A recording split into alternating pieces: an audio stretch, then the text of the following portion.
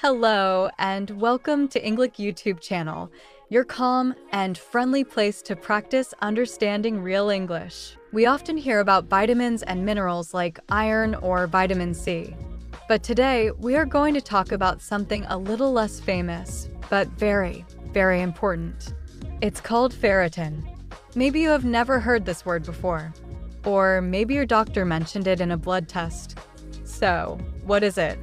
Why is it important for our health? We will explain everything in easy, simple English today. Yes, ferritin is one of those quiet, behind-the-scenes parts of our health. We don't think about it until there's a problem, but it does a very big job. It's like the storage unit or the savings account for a very important mineral in your body. That mineral is iron, and iron is absolutely necessary for our energy and our life. A storage unit for iron. That's a perfect way to start. So, let's imagine our body is like a big city. Iron is like the delivery trucks that bring oxygen to every single house and building. They are very busy and very important. But these trucks can't just park on the street when they are not working. They need a safe garage. Ferritin is that garage. It's a protein that safely stores iron inside your cells until your body needs to use it. Without ferritin, the iron would be loose and could cause problems. Exactly. It keeps the iron safe and ready. Now, why do we need to store iron? Because our body uses iron for one of its most important jobs, making red blood cells. Red blood cells carry oxygen from your lungs to every part of your body, your muscles, your brain, your heart. If you don't have enough iron, you can't make enough healthy red blood cells. Then, your body cells don't get enough oxygen. This makes you feel very, very tired and weak. This condition is called iron deficiency anemia. So, ferritin is our indicator. It tells us how much iron we have in storage. When a doctor does a blood test for iron, they often check the ferritin level. This number gives the best picture of your body's total iron stores. Think of it like checking the reserves in your savings account, not just the cash in your pocket. If your ferritin is low, it means your iron stores are empty or very low. Your body might still be making red blood cells for a while by using the last bits of iron, but soon you will start to feel the effects. That's a crucial point. You can have low ferritin, meaning low iron stores, for months before you actually develop full anemia. That's why the ferritin test is so useful. It can catch a problem early. So, what are the signs that your ferritin might be low? The symptoms are often slow and general, so people sometimes ignore them or think it's just stress. Yes, the symptoms are not very specific. The most common one is extreme tiredness or fatigue. You sleep all night, but you wake up feeling like you didn't sleep at all. You have no energy for normal activities. Other signs can be feeling dizzy or lightheaded, especially when you stand up quickly. You might have pale skin, especially inside your lower eyelids. Some people get headaches more often, or they feel cold all the time. Another common sign is brittle nails or hair loss. Your hair might fall out more when you brush it. I experienced some of that myself a few years ago. I was constantly tired. My friends would want to go for a walk, and I just wanted to sit down. I thought I was just getting older or not sleeping well.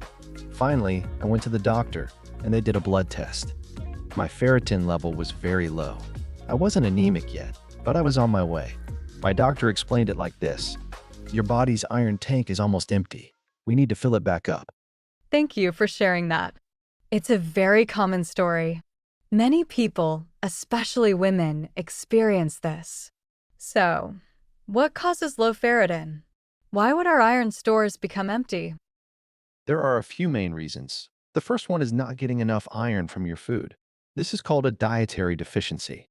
Iron is found in foods like red meat, chicken, fish, lentils, beans, spinach, and fortified cereals. People who eat very little meat need to be extra careful to eat enough plant-based iron. The second major reason is blood loss. This is a very common cause for women who have heavy menstrual periods. Every month, they lose iron through blood. Over time, this can empty the storage. Absolutely. Other causes of blood loss could be from the digestive system, sometimes from things like ulcers. Also, Some medical conditions make it hard for the body to absorb iron from food, even if you eat enough. And sometimes, during pregnancy, a woman needs a lot more iron for herself and the baby, so her stores can get low.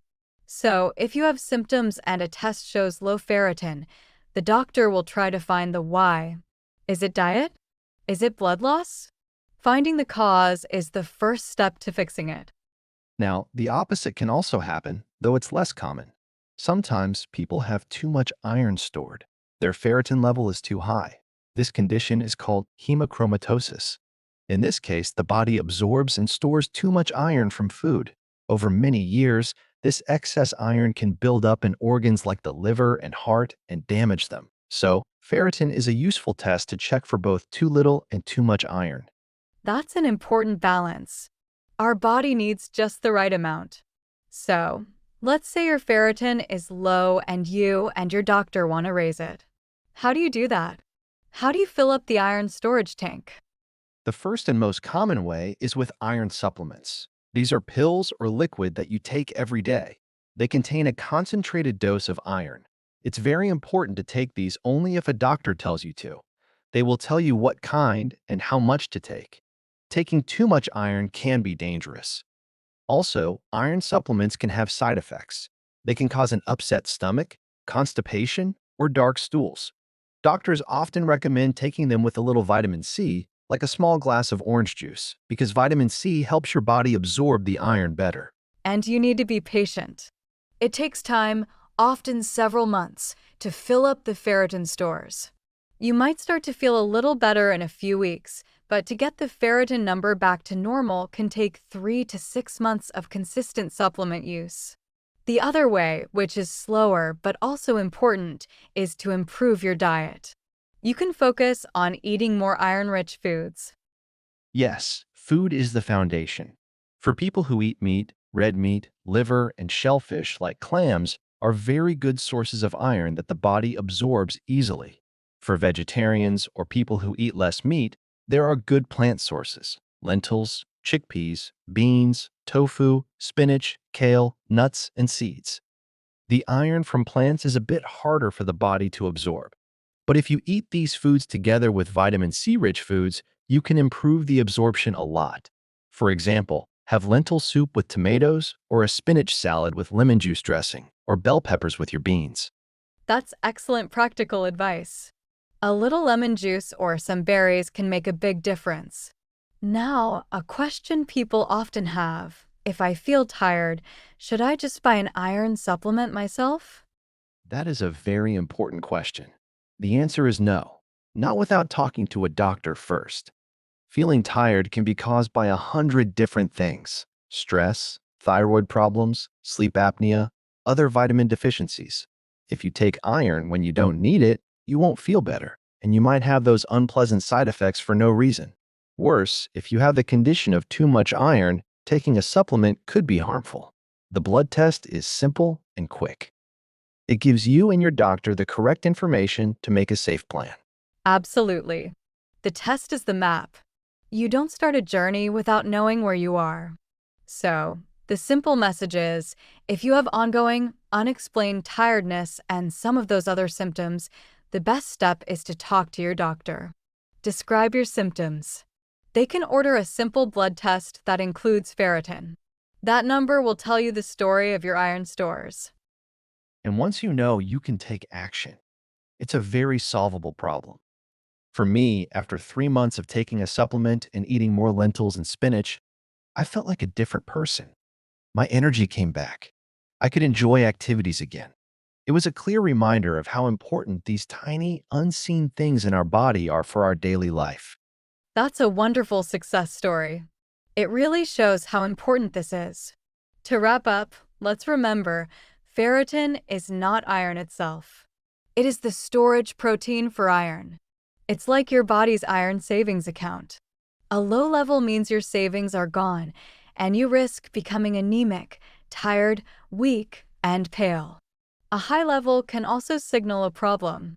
The good news is that both situations can be managed with a doctor's help. By eating a balanced diet rich in iron and vitamin C, you can help keep your ferritin levels in a healthy range. Well said. Our health is built on these small, essential parts working together. Understanding ferritin helps us take better care of ourselves. Listen to your body. If it's telling you it's constantly tired, don't ignore it. A simple conversation with a doctor could be the first step to feeling much, much better. Thank you so much for this clear and educational conversation. I think our listeners now have a much better understanding of what ferritin is and why it matters for their energy and health. Thank you. It was my pleasure to talk about it. All right, that's it for today's listening practice. I hope it was useful for you. If you liked it, maybe consider subscribing to the channel. It's completely free, and it really helps me out. It lets you know whenever I drop a new video, so you never miss some easy English practice. Thanks a lot for hanging out and listening today. I really appreciate it. Take care, and I'll see you in the next one. Bye for now.